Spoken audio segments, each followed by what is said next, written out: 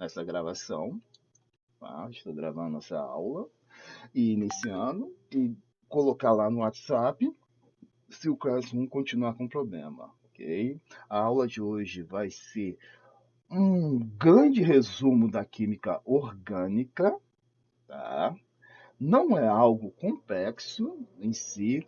Muitos alunos, como eu falei na última aula, preferem a química orgânica, porque ela é pouco quantitativa da forma que ela é ensinada no Brasil. Se mexe pouco com números na química orgânica, né?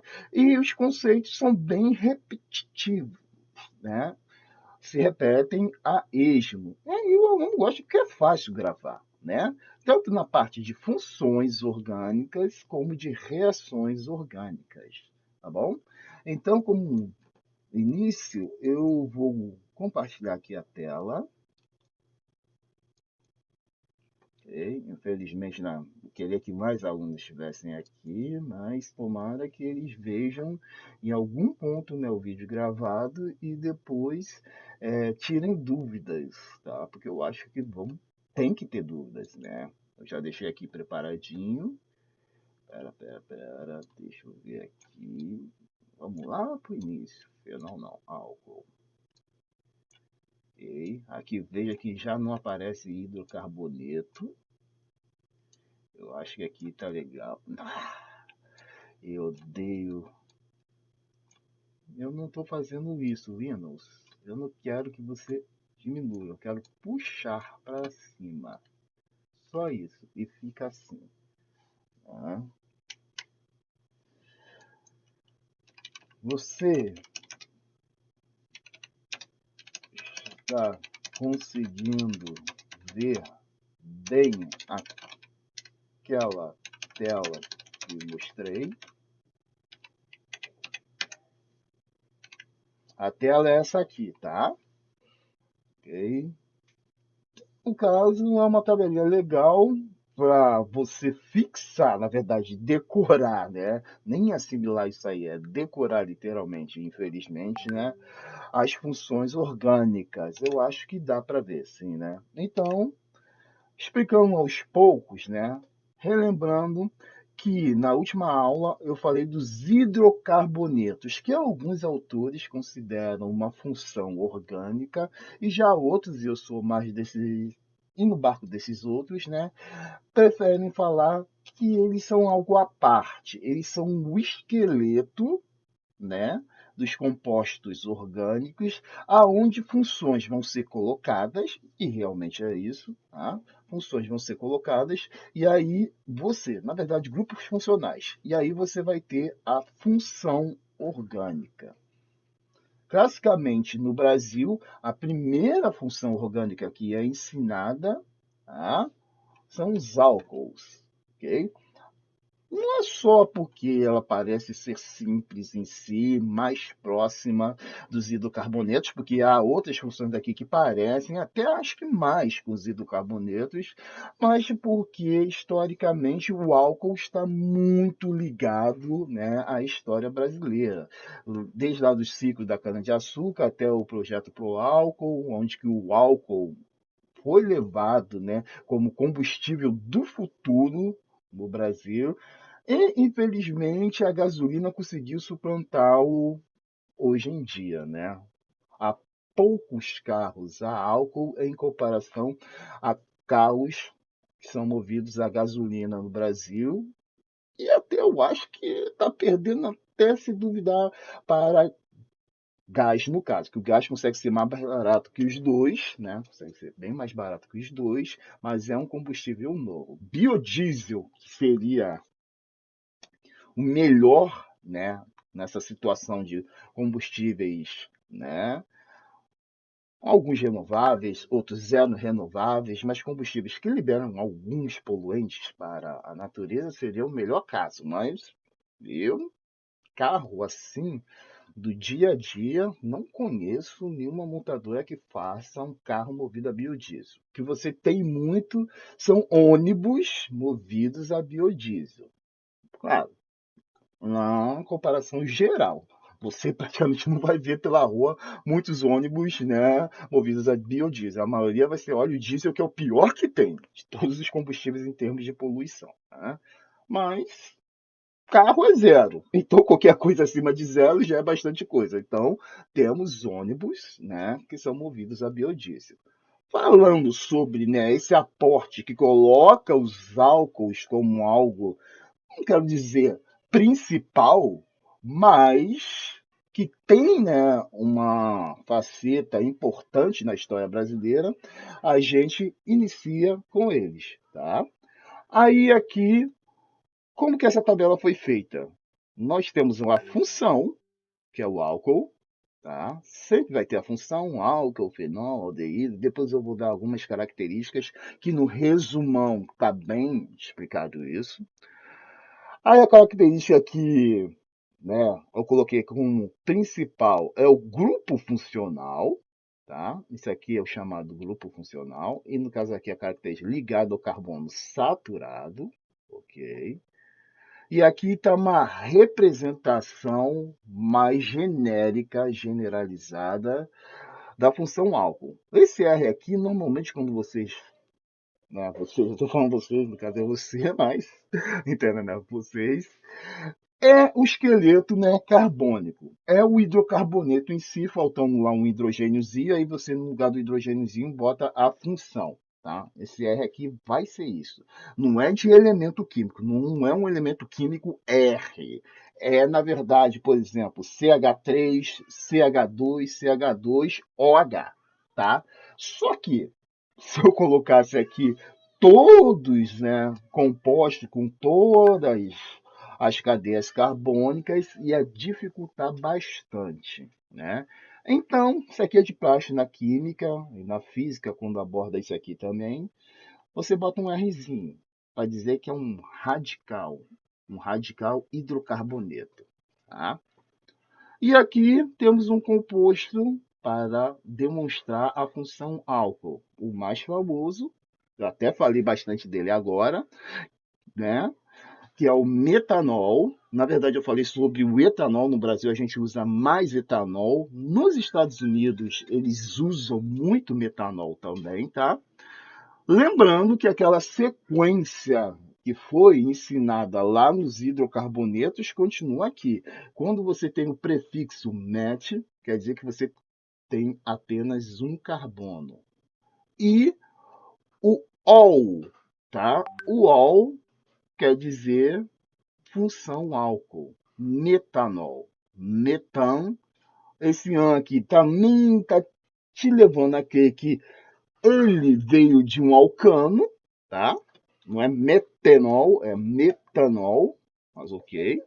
E o ol, como eu falei, é a função álcool. Então nós temos o composto metanol. A nomenclatura oficial desse composto é metanol. Tá? Um álcool com apenas um carbono. Se fosse dois dos exemplos que eu dei, né, do álcool usado em combustível para carros, seria o etanol, tá? Tira esse M aqui e só fica o et. Et quer dizer dois carbonos. O nol, como eu falei, é referente a ser um álcool. Então, temos o metanol, o etanol, o propanol, o butanol, o pentanol, sempre com a mesma lógica dos hidrocarbonetos. Met, et, prop, but, pent, ex, hept, octa. Esses prefixos são fixos, eles dão quantidades de carbono, tá? Começando de 1 até o oct que eu falei, que é 8. E você vai acrescentando na nomenclatura a terminação que diz do que aquele cara é, né? Que vai falar para você o que aquele composto é. No caso, o ol remete a álcool, mas tem que ter cuidado com a próxima função. Fenol. Veja que também tem hidroxila, só que agora vai estar ligado a um carbono aromático. Por isso que aqui foi colocado carbono saturado. Lembrando que saturado é aquele carbono que está saturado, está com a quantidade máxima de hidrogênios. Logo, ele não forma ligação dupla. diferente de um fenol, que tem o benzeno, tá? Com 3 ligações duplas. Aí, se você ligar a hidroxila, você vai ter um fenol e não um álcool, tá? Bem antigamente, isso antes de eu estudar química, tá? O fenol era um subgrupo dos álcools. Mas aí, você estudando com mais afinco, né? Esses compostos, e se viu que eles têm características tão particulares, tão diferentes dos outros álcools, que foi colocado que eles são um grupo à parte, um grupo não mais subgrupo.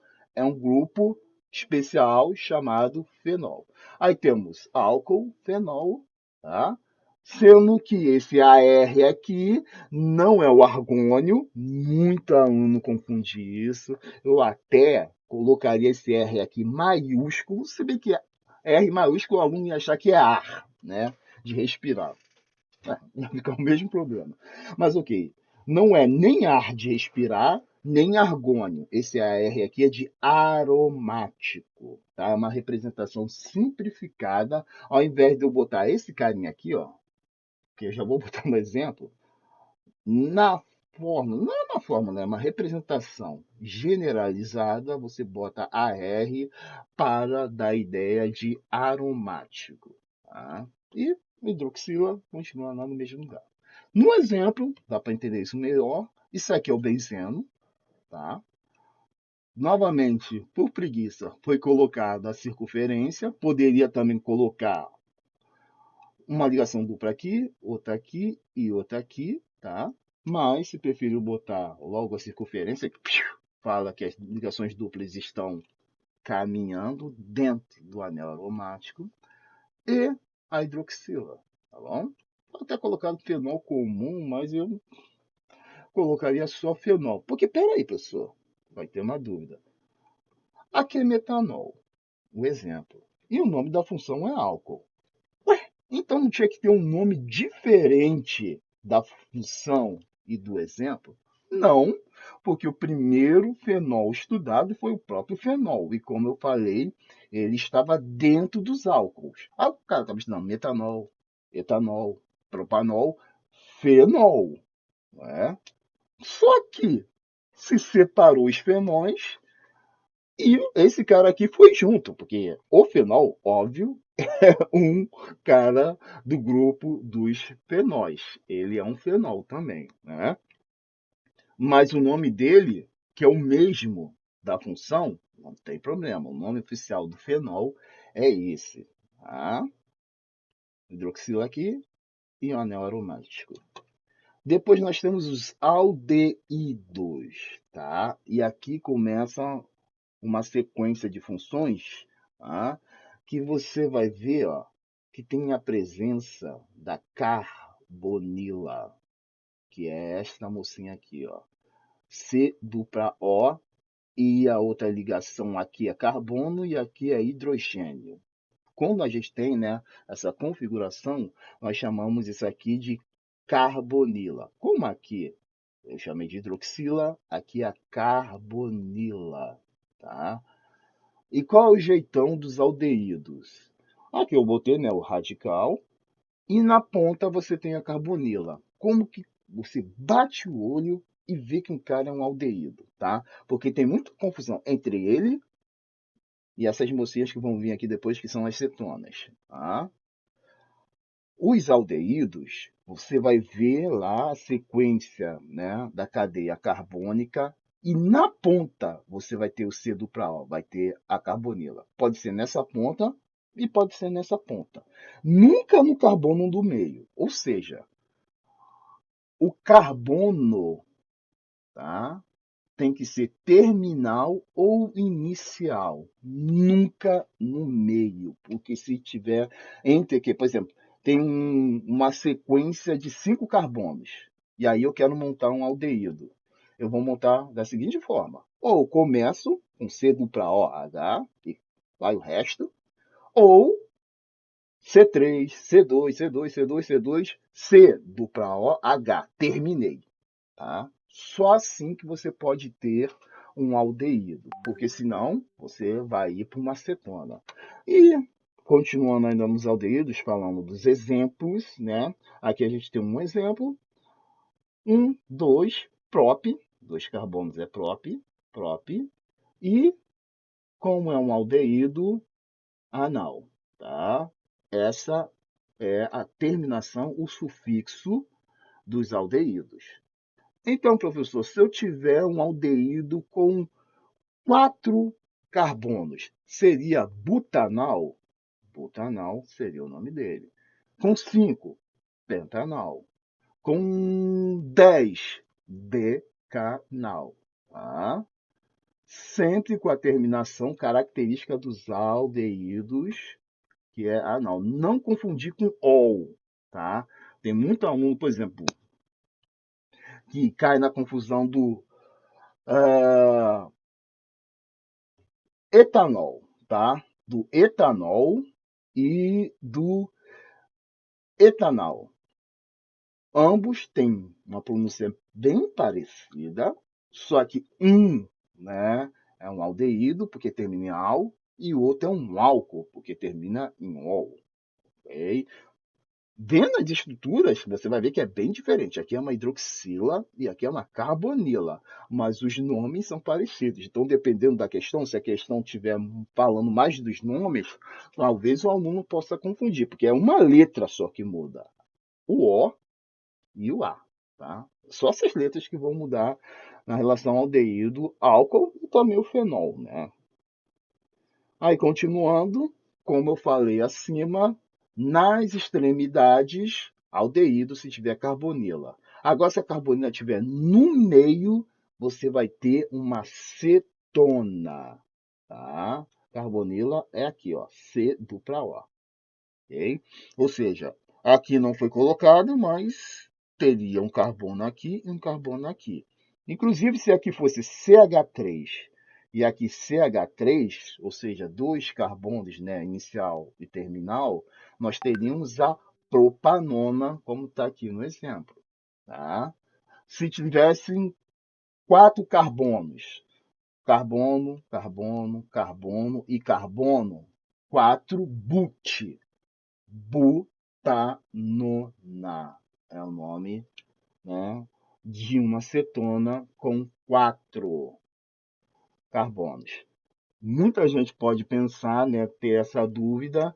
Ah, professor, mas não seria acetona? Tá? Acetona, não vou perder muito tempo aqui com a história. A galera antigamente falava acetona que eu vou comprar, acetona não. Mas a acetona que é comprada, né, a solução, que lá é uma solução de água com uma acetona, tem referência a isso aqui. Na verdade, é a própria propanona. Quando você compra, né, acetona, na verdade, você está comprando uma solução aquosa, ou seja, uma mistura onde o solvente é a água, de água com propanona, que é essa mocinha aqui, tá bom? CH3, C dupla O, CH3. Continuando, diminuindo só um pouquinho. Temos os ácidos carboxílicos. E aqui tem que ter muito cuidado, porque você vem com a cabeça lá da química inorgânica, por isso que quando eu dou aula de química inorgânica, como eu mostrei para vocês, eu gosto de destacar os nomes. Inorgânico quer dizer não orgânico. Então, tudo que está lá, você vai meio que guardar no canto e separar daqui, que é orgânico. Por quê? Lá na química inorgânica, quando eu quero um cara básico, eu penso em hidroxila, OH. Mesmo que esse grupo aqui seja a carboxila, né? Aqui é carbonila, aqui é carboxila, né? Porque tem a C dupla O, mas tem COH. Muito aluno vai falar, ué, mas peraí, esse cara é um ácido? Mas OH não é característica de ácido? Não seria o H? Aí você está pensando com cabeça de química inorgânica. Na química orgânica, sim. Como que você caracteriza a função ácido carboxílico? Tá? Quando você tem a C dupla O e a hidroxila. Ou seja, juntar a carbonila com a hidroxila e formar a carboxila, tá? Quando você tem esse grupamentozão aqui, com toda certeza seu carinha será um ácido carboxílico. Né? Como não dá para pendurar mais nada aqui depois de carbono, a carinha dele é sempre isso. A cadeia carbônica, tá? E na ponta, a carboxila, que é isso aqui tudo. Em uma ponta ou em outra ponta. Nunca no meio. Se você botar no meio, impossível. Você vai fazer um carbono pentavalente que para o ensino médio não existe. Para o Enem não existe carbono pentavalente, né? Porque ele já está com duas ligações para oxigênio. Uma ligação para esse oxigênio. E vai ter uma ligação com outro carbono. Se você botar outro carbono aqui, ele vai ficar com 5 ligações. E não pode. Então, tem que estar na ponta. Para ele só precisar ligar com um carbono. Nessa ponta ou nesta ponta. Tá? Exemplo, ácido etanóico. Tá? Oico, terminação clássica dos ácidos. Inclusive lá na química inorgânica, você também pode, né, fazer essa ligação, por exemplo, com o ico lá do ácido fosfórico, né, o ácido feito com fósforo, né? Só que aqui nós temos a utilização do termo oico, mais do que ico, aqui é oico, para caracterizar o ácido carboxílico. Tá? Entre parênteses foi colocado ácido acético, né? Que parece ser um nome oficial, mas não é. Mesmo que todo mundo utilize, até em laboratórios de química, dificilmente me vê aí um frasco com ácido etanóico. Dificilmente você vai ver um químico mesmo usando esse termo. Todo mundo vai falar ácido acético. Por quê? O ácido acético também está na nossa vida, exatamente no vinagre. O vinagre, na verdade, assim como a acetona é uma solução aquosa da propanona, o vinagre é uma solução aquosa de ácido acético, tá? Você bota um pouquinho de ácido acético. Da onde que você vai tirar esse ácido acético? Pode ser de fruta, pode ser até de legumes.